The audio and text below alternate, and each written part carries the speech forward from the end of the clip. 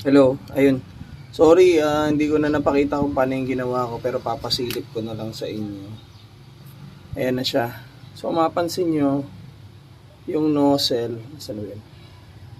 Ayan, wala lang kung nakita nyo naman. Ayan o. Parang may tunaw siya sa ilalim. Ang ginawa ko kasi dyan, inalign ko siya tapos kumuha ko ng piraso nitong parang needle na to or aspile na to. Ayan. Pinutol ko yun, tapos binaon ko dun sa dulo dito.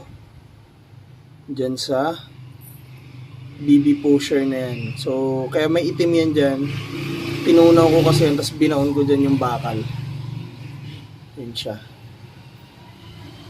Okay. So far, hindi siya maganda.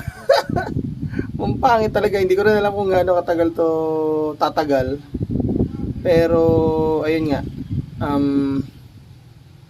Tingnan natin. Hindi siya maganda. Pero yun, subukan natin. Nabalik na rin natin. Isa-cycle na rin siya ng ayos. Okay. Okay. Balik natin siya dito sa SSP5 natin. Oops. Balik natin yung ating slide catch. Slide lock. Oops. Yan. Meron tayo dito ang isang magazine. Isa. Op. Dinaglock. Putok.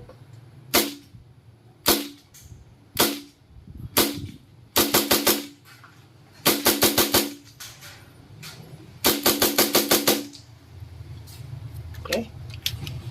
Empty mag. Pag-catch. Yan. Working na ulit yung SSP5 natin. Thank you very much sa panonood. Sana makatulong ako doon sa iba. Sa mga hindi masyadong malaki yung budget tulad natin, nagawa pa natin ang paraan. So, thank you for watching. Bye-bye.